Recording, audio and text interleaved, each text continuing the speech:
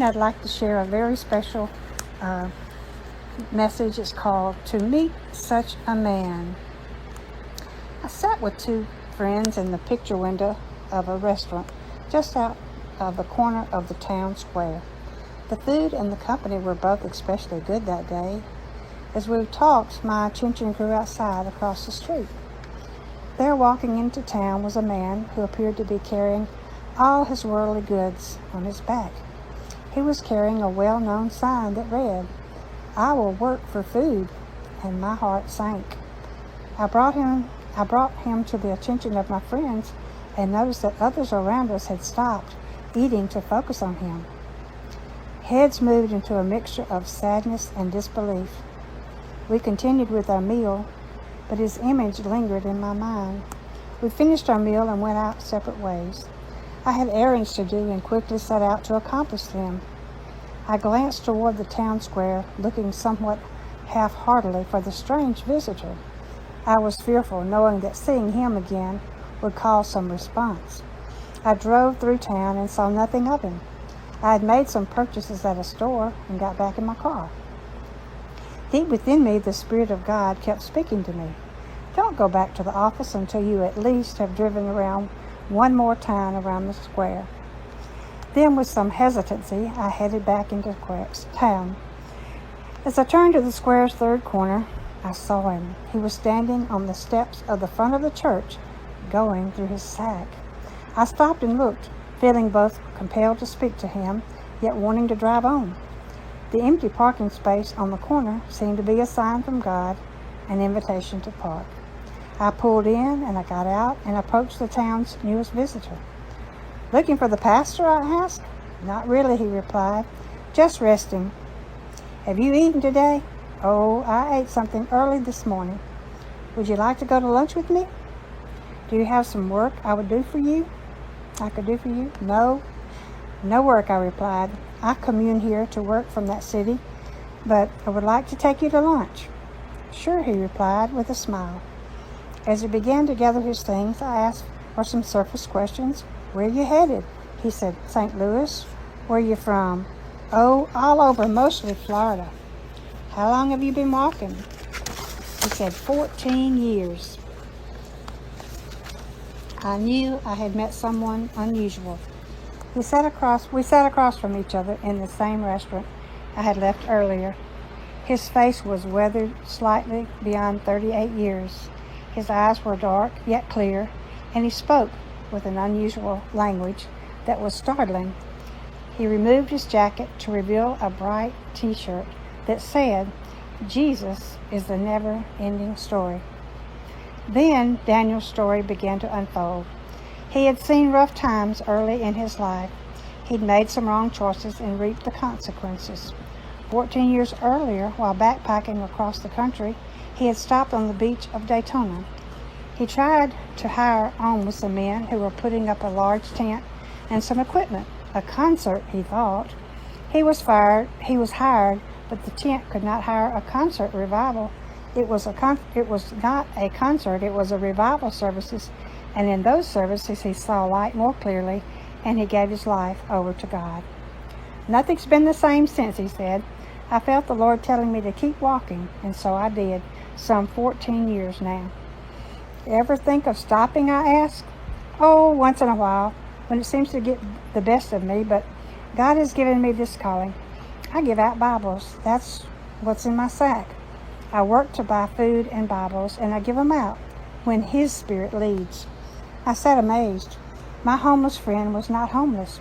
He was on a mission and lived this way by choice. The question burned inside for a moment, and then I asked, "What's it like?" "What? To walk into a town carrying all your things on your back and to show your sign?"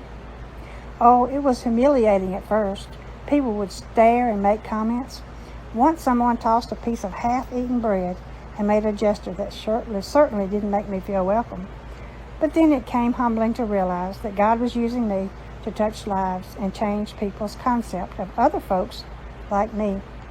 My concept was changing too. We finished our dessert and gathered his things. Just outside the door, he paused. He turned to me and he said, "Come, you blessed of my Father, and inherit the kingdom I've prepared for you. For when I was hungry, you gave me food. When I was thirsty, you gave me drink. A stranger, and you took me in. I felt as if I were on holy ground. Could you use another Bible? I asked. He said he preferred a certain translation. It traveled well and it was not too heavy. It was also his personal favorite. I've read it through 14 times, he said.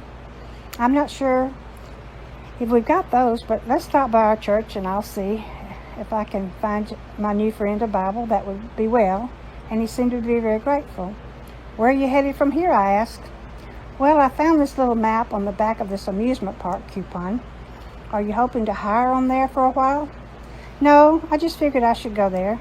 I figured someone under that star right there needs a Bible, so that's where I'm going next. He smiled, and the warmth of his spirit radiated the sincerity of his mission. I drove him back to the town square where he'd met 2 hours earlier. As he drove, it started raining. We parked and unloaded his things. Would you sign the autograph book for me? He asked. I'd like to keep messages from people that I met. I wrote in his little book, his comment to his calling had touched my life.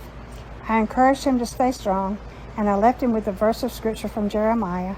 I know the plans I have for you, declares the Lord, plans to prosper you and not to harm you, plans to give you a future and a hope. Thanks, man, he said. I know we just met and we're really just strangers, but I love you. I know, I said. I love you too. The Lord is good. Yes, he said. How long's it been since someone hugged you? I asked. A long time, he replied. And so on the busy street corner of the drizzling rain, my friend and I embraced, and I felt deep inside that I had been changed. He put his things on his back, smiled with his winning smile, and said, "See you in New Jerusalem." "I'll be there," as I replied. He began his journey again. He headed away with a sign dangling from his bedroll and pack of Bibles. He stopped and he turned and said, "When you see something that makes you think of me, will you pray for me?"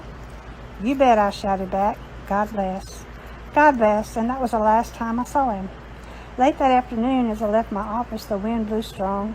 The cold front had settled hard upon the town, and I bundled up and hurried to my car. As I sat back and reached for the emergency brake, I saw them, a pair of well-known work gloves, neatly laid on the length of the handle. I picked them up and thought of my friend and wondered if his hands would stay cold that night without them. Then I remembered his words. If you see something that makes you think of me, will you pray for me? Today, his gloves lie on the desk of my office. They help me to see the world. They help me to see the world and its people in a new way. And they help me to remember those hours with my unique friend and to pray for his ministry. "See you in New Jerusalem," he said. "Yes, Daniel, I know I will.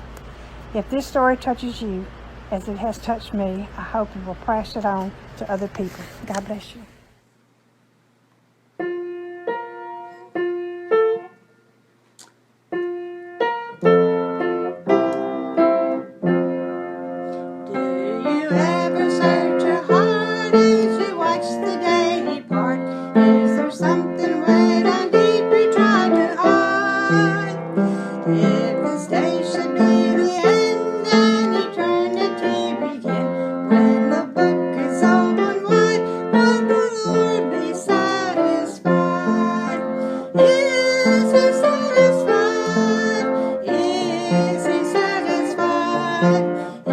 Is he satisfied with me?